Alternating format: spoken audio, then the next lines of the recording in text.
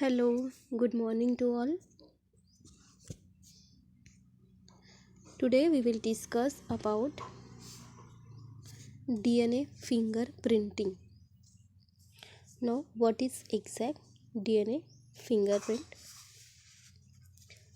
We know that genes are present on the chromosome and genes are responsible for the determining the characters of the organism as well as for the inheritance of the character. Gene जो है ये chromosome के ऊपर available है, chromosome के ऊपर present होते हैं एंड ये पर्टिकुलर ऑर्गेनिज्म का कैरेक्टर्स डिटरमाइन करने के लिए इम्पोर्टेंट रोल प्ले करता है. Due to the recombination of the paternal and maternal gene we differ from our parents. एक maternal and paternal gene combine होते हैं एंड इसके वजह से क्या हो रहा है कि हम लोग एक पेरेंट्स के एग्जैक्ट डुप्लीकेट सिमिलर कॉपी नहीं होते. This process is called as a recombination. Means 50% characters parent के होते हैं एंड 50% मिक्स कैरेक्टर.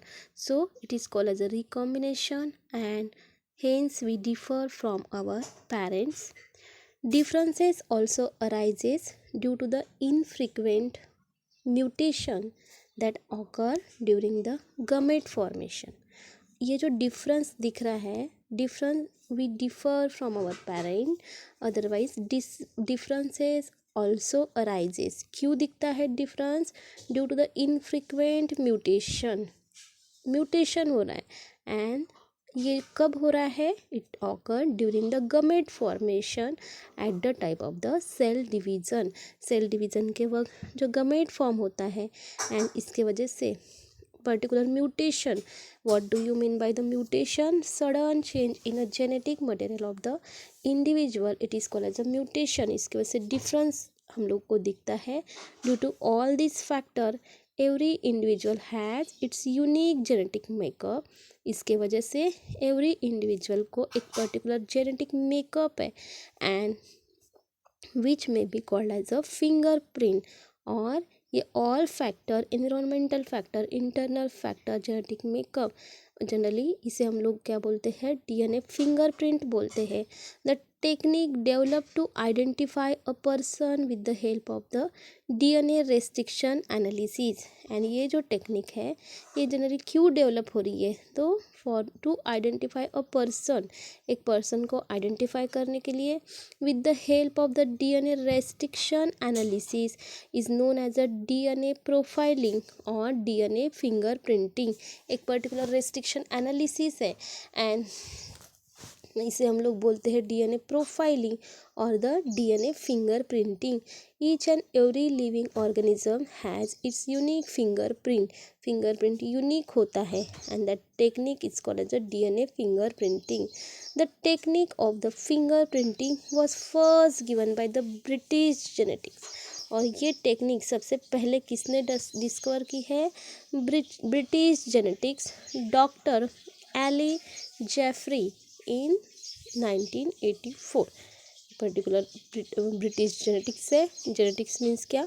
तो detail study of the gene, उसे जेनेटिक बोलते हैं. एंड ये जो डॉक्टर एले जेफरी है इन 1984 फर्स्ट इसने फिंगरप्रिंट टेक्निक को इन्वेंट किया था. And this DNA fingerprinting technique is based on identification of the nucleotide sequence present in the wonder molecule. DNA fingerprinting ये जो टेक्निक है,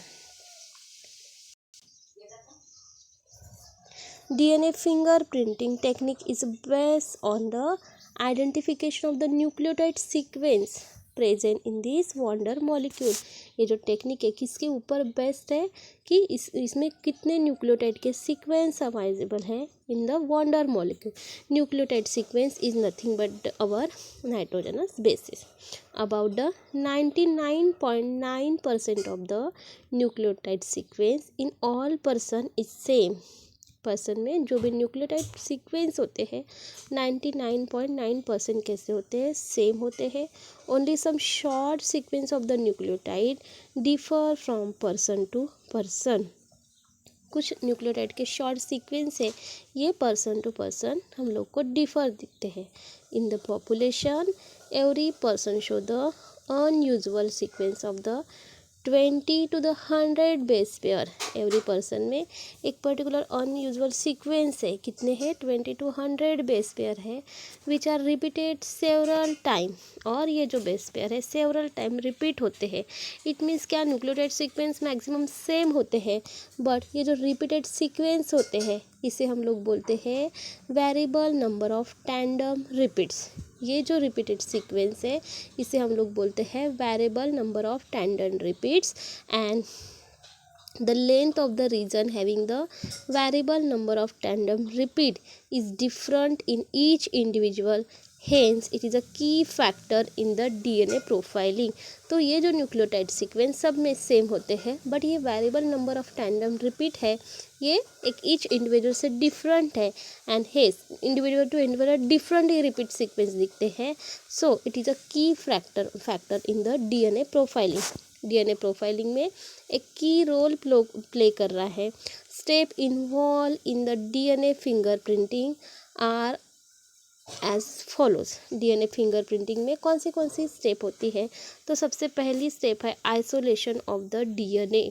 DNA must be recover from the cell और tissue of the body. Only small amount of the tissue like blood, hair, root, skin etcetera is required. DNA को हम लोग isolate कैसे कर रहे हैं, the DNA must be recover from the cell. हम एक पर्टिकुलर सेल से डीएनए रिकवर कर सकते हैं, निकाल सकते हैं, और टिश्यू से निकाल सकते हैं। Otherwise body of the host एक सिंपल स्मॉल अमाउंट का टिश्यू भी अगर अवेलेबल है, लाइक ब्लड एक पर्टिकुलर ड्रॉपलेट, उसके बाद हेयर, रूट एक पर्टिकुलर हेयर में रूट जो सेक्शन होता है वो, उसके बाद स्किन एक्सेट्रा इज रिक्वायर्ड। तो डीएनए ये रूट, हेयर, स्किन एक सेल टिश्यू से भी हम लोग निकाल सकते हैं। सेकेंड जो स्टेप है ये डीएनए प्रोफाइलिंग की, फिंगरप्रिंटिंग की, ये है restriction digestion. What is restriction digestion? The isolated DNA is treated with the restriction enzyme। ये isolated DNA हम restriction enzyme के साथ ट्रीट करेंगे, and the restriction enzyme cut the DNA into the small fragment and having the variable length। ये जो restriction enzyme है ये क्या कर रहा है, DNA को कट कर रहा है, किसमें, into the small fragments में, and having the variable length, and this phenomena is called as a restriction fragment length polymorphism। और ये फिनोमिना को हम लोग बोलते हैं restriction fragment length polymorphism. So restriction digestion, the isolated DNA, जो DNA हम लोग आइसोलेट कर रहे हैं, it is treated with the restriction enzyme. ये रेस्ट्रिक्शन एंजाइम के हेल्प से हम लोग ट्रीट कर रहे हैं, एंड द रेस्ट्रिक्शन एंजाइम क्या कर रहा है, ये कट द डीएनए, ये डीएनए को कट कर रहा है इनटू द स्मॉल फ्रैगमेंट, ये स्मॉल फ्रैगमेंट में कट कर रहा है, and having the variable length, and ये फ्रैगमेंट की वेरिएबल लेंथ हो सकती है, and this phenomena is called as restriction fragment length polymerization. इसे ही हम लोग बोलते हैं रेस्ट्रिक्शन फ्रैगमेंट लेंथ पॉलीमराइजेशन। तो सबसे पहले हम लोगों ने डीएनए को आइसोलेट किया, उसके बाद रेस्ट्रिक्शन एंजाइम के साथ उसको ट्रीट किया, डीएनए को कट किया इन द मेनी फ्रैगमेंट में, इसे हम लोग बोलेंगे restriction fragment length polymorphism. And next जो प्रोसेस है इसमें स्टेप है वो है gel electrophoresis. The DNA sample are located for the agarose gel electrophoresis under an electric influence. ये जो डीएनए सैंपल है ये कहाँ पे प्रेजेंट है, located for the agarose gel electrophoresis under the an electric influence. हम एक पर्टिकुलर जेल का यूटिलाइज कर रहे हैं, इसे हम लोग बोलेंगे अगारोसा jail, and the DNA fragment are negatively charged and move toward the positive pole। और ये DNA fragment है, इसे एक पर्टिकुलर निगेटिवली चार्ज मॉलिक्यूल है, एंड ये पॉजिटिव पोल टूवर्ड मूव होता है, and the movement of this fragment depend on the length of the fragment। ये फ्रैगमेंट की मूवमेंट किसके ऊपर डिपेंड है, it depend on the length of the fragment, and this result in the formation of the band. और इसके वजह से क्या हो रहा है, एक पर्टिकुलर बैंड के फॉर्म में डीएनए दिख रहा है, and double standard DNA split into the single standard DNA by the alkali treatment. तो इसमें क्या हो रहा है, हमारा जो डबल स्टैंडर्ड डीएनए है वो सिंगल स्टैंडर्ड दिख रहा है। कैसे दिख रहा है? By the alkali treatment. So ये हमारा जेल इलेक्ट्रोफोरेसिस टेक्निक है। इसमें जो डीएनए सैंपल है ये एक अगरसा जेल इलेक्ट्रोफोरेसिस में प्रेजेंट है एंड हम उसको जेल के हेल्प से उसे रन करेंगे अंडर द इलेक्ट्रिक इन्फ्लुएंस। इसके वजह से क्या होगा, एक पर्टिकुलर करंट प्रोड्यूस होगा। डीएनए मॉलिक्यूल को निगेटिव चार्ज है एंड द जेल को एक करंट प्रोड्यूस होने के लिए जनरली ये पॉजिटिव पोल तक मूव हो जाएगा। और ये जनरली मूवमेंट है जो डीएनए फ्रैगमेंट की, ये डिपेंड है on the length of the fragment and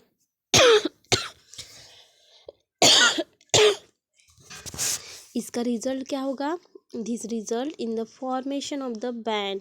generally band के फॉर्म में हम लोगों को डीएनए अपीयर होगा with the along with the gel. और ये डबल स्टैंडर्ड डीएनए है, ये स्प्लिट हो जाएगा into the single standard DNA by the alkali treatment. उसे अल्कली की हम लोग ट्रीटमेंट देंगे। नेक्स्ट जो हमारी स्टेप है वो है सदर्न ब्लॉटिंग। नाउ ये सदर्न ब्लॉटिंग जो टेक्निक है, the separated DNA fragment are transferred to nylon membrane और द नाइट्रोसेलुलोज फिल्टर पेपर। ये डीएनए फ्रैगमेंट जो है हम लोग एक नॉयलॉन मेम्ब्रेन पे ट्रांसफ़र कर रहे हैं और द नाइट्रोसेलुलोज फिल्टर पेपर पे by placing it over the gel and soaking them with the filter paper overnight. तो अभी क्या करेंगे, इसे एक पर्टिकुलर जो सेपरेट डीएनए फ्रैगमेंट है ये हम लोग एक ट्रांसफ़र करेंगे nylon membrane otherwise in nitrocellulose filter paper पे उसको ट्रांसफ़र करेंगे। एंड कैसे ट्रांसफ़र करेंगे, by placing it over the gel and generally इसे एक पर्टिकुलर सोक करने के लिए रखेंगे with the filter paper overnight. तो यहाँ पे एक देखिए डीएनए फिंगर प्रिंटिंग की एक टेक्निक दिख रही है। तो ये ऑल स्टेप बाय स्टेप हम लोगों को यहाँ पे अपीयर हो रहा है। तो सबसे पहले हम लोगों ने क्या किया है, DNA molecule sample, blood sample कोई भी सैंपल है वहाँ से हम लोगों ने डीएनए को आइसोलेट किया है। आइसोलेट करने के बाद with the help of restriction enzyme fragment को कट किया है and with the help of the gel electrophoresis उसके बाद इसे हम लोगों ने जेल में रन किया है। नेक्स्ट सदर्न ब्लॉटिंग टेक्निक, इसे एक पर्टिकुलर और हम लोगों ने ओवरनाइट रखा है। एंड नेक्स्ट है हाइब्रिडाइजेशन। हाइब्रिडाइजेशन प्रोसेस करने के बाद इसकी एक हम लोगों ने एक्सरे लिया है एंड एक्सरे लेने के बाद हम लोगों को डीएनए जनरली जो भी डीएनए है हम लोगों को बैंड के फॉर्म में क्या हो रहा है, अपीयर हो रहा है। तो इस तरीके से ओवरनाइट सदर्न ब्लॉटिंग टेक्निक में ओवरनाइट ये फ्रैगमेंट को रखने के बाद with the help of filter paper next जो हमारी स्टेप है selection of the DNA probe. इसके बाद हम लोग क्या करेंगे, नेक्स्ट जो स्टेप है selection of the DNA probe. A known sequence of the single standard DNA is prepared. फिर क्या हुआ है कि पहले जो डबल स्टैंडर्ड डीएनए था वो with the help of enzyme cut हुआ एंड अभी सिंगल स्टैंडर्ड डीएनए प्रोड्यूस हुआ है। It is called as a DNA probe, इसे हम लोग डीएनए प्रोब बोलते हैं। Now DNA probe is obtain from the organism और prepare by the C DNA preparation method and the DNA probe is label with the radio active isotope. अभी DNA probe ये हम लोगों को ऑर्गेनिज्म से मिला है, किसके लिए, फॉर और prepare by the C DNA preparation, C DNA preparation के हेल्प से। And DNA probe is label with the radio active isotope. ये डीएनए प्रोब है ये लेबल हो रहा है with the radio active isotope. Probe DNA मिला है एंड नेक्स्ट टेक्निक है हाइब्रिडाइजेशन।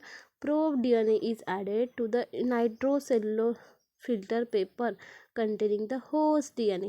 ये जो प्रोब डीएनए है ये ऐड करेंगे कहाँ पे, to the nitrocellulose filter paper जिसमें होस्ट डीएनए है and single standard DNA probe pair with the complementary base sequence of the whole DNA strand. As a result, DNA hybrid are formed on the nitrocellulose filter paper. देखिए जो हमने probe DNA बनाया है जिसमें the probe DNA is ये add करेंगे to the nitrocellulose filter paper जिसमें host DNA है and the single standard DNA probe क्या होगा, पेयर होगा with the complementary base sequence of the host DNA strand. और इसका रिजल्ट क्या आएगा, as a result DNA hybrid form हो जाएगा on the nitrocellulose filter paper and remaining single standard DNA probe fragment are wash up. और फिर ये जो नई हाइब्रिड फॉर्म हुआ है इसकी हम लोग को ज़रूरत है and remaining single standard DNA probe है ये हम लोग वॉश ऑफ कर देंगे। और उसके बाद क्या होगा, एक पर्टिकुलर इसकी फोटोग्राफी लेंगे and the nitrocellulose filter paper is photograph on the X-ray film by the auto radiography. ये नाइट्रोसेलुलस फिल्टर पेपर है, हम लोग उसको फोटो कॉपी लेंगे on the X-ray film by the auto radiography and this film is analyzed to determine the presence of the hybrid DNA। and ये जो film है ये एनालाइज हो रही है to determine the presence of the hybrid DNA. तो इस तरीके से हमारा जो डीएनए फिंगर प्रिंटिंग टेक्निक है, ये डीएनए प्रोफाइलिंग ये टेक्निक है, हम लोग with the help of sample with the help of restriction enzyme and the gel electrophoresis southern plotting technique and hybridization technique with the help of photography हम लोग एक particular किसका डीएनए है ये आइडेंटिफाई कर सकते हैं। And what is the application of the DNA finger printing. DNA finger printing के कुछ एप्लीकेशंस यहाँ पे गिवन है, तो ये एप्लीकेशन क्या है, तो सबसे पहला है in the forensic science DNA fingerprinting is used to solve the problem of the rape and some complicated murder case। ये जो फ्लोरेंसिक साइंस है जिसमें डीएनए फिंगर प्रिंटिंग है ये जनरली यूज हो रही है किसके लिए, to solve the problem of the rape. कभी रेप होता है and some complicated murder case, तो एग्जैक्ट विक्टिम कौन है ये ढूंढने के लिए डीएनए फिंगर प्रिंटिंग का यूटिलाइजेशन होता है। And DNA fingerprinting is used to find out the biological father or mother or the both। ये भी DNA fingerprinting है, ये हम लोगों को एक पर्टिकुलर बायोलॉजिकल फादर और मदर कौन है अदरवाइज बोथ चाइल्ड की in the case of the disputed parentage. अगर पर्टिकुलर कोई भी रीज़न से एक particular child mother and father से अगर वो सेपरेट हो गया है तो उसके बायोलॉजिकली पेरेंट्स कौन है, तो ये भी हम लोग डीएनए फिंगरप्रिंट टेक्निक से सर्च कर सकते हैं।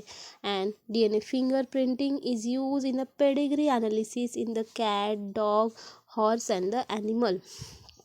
हम लोग पेडिग्री चार्ट हम लोगों को पता है, तो डीएनए फिंगरप्रिंटिंग है ये जनरली हम लोग यूज़ करते हैं किसके लिए, in the pedigree analysis in the cat dog horse and the human. तो इस तरीके का ये जो डीएनए फिंगरप्रिंटिंग है ये DNA fingerprinting exam point of view बहुत इम्पॉर्टेंट पॉइंट है, ये आप लोगों को अच्छे तरीके से स्टडी करना है। And what are the application of the DNA fingerprinting ये भी आप लोगों को स्टडी करना है with the help of the diagram. Okay, and यहाँ पे आप लोगों को एक और टॉपिक गिवन है, lac operon. What is lac operon? Lac operon इसका स्ट्रक्चर जो है आप लोगों को पेज नंबर 87 में गिवन है, तो हम लोग लैक ओपेरॉन शॉर्ट में देखते हैं। What is a lac operon? The lactose or the lac operon of the E. coli is the inducible operon. Operon is a switch on when a chemical inducer lactose is present in the medium। and ये जो lac operon है ये following component से बना है, तो किससे बना है ये लैक ओपेरॉन? तो सबसे पहले रेगुलेटर जीन, इसे ही हम लोग रिप्रेसर जीन बोलते हैं। सेकंड जो है प्रमोटर जीन, नेक्स्ट है operator gene, and fourth one is a structural gene, and next one is a inducer and it is not a component of the operon. तो सबसे पहला जो इसमें पॉइंट है regulator gene, this gene control the operator gene in the cooperation with the inducer present in the cytoplasm. Regulator gene है, ये control कर रहा है, किसको कंट्रोल कर रहा है, operator gene in the cooperation with the inducer जो कि प्रेजेंट है इन द साइटोप्लाज्म में। Regulator gene proceed the promoter gene and it may not be present immediately adjacent to the operator gene. Regulator gene are produce a protein call as a repressor protein. Regulator gene एक particular protein produce कर रहा है, इसे repressor protein बोला है। Repressor bind with the operator gene and repress stop its action is call as a regulator protein. तो regulator gene है, ये इसका मेन फंक्शन क्या है, सबसे पहले तो हम लोगों ने lac operon, what is lac operon, इसमें एक पर्टिकुलर किससे किससे बना है, regulator gene, promoter gene, operator gene and the structural gene. तो रेगुलेटर जीन क्या है, this regulator gene control the operator region को कंट्रोल कर रहा है in the cooperation with the inducer present in the cytoplasm and regulator gene proceed the promoter gene, ये promoter gene को proceed कर रहा है, it may be present immediately adjacent to the operator gene and regulator gene produce a protein called as a repressor protein and the repressor bind with the operator gene and repressor stop its action is called as a regulator protein। तो इसका जो next part है हम लोग next class में discuss करेंगे।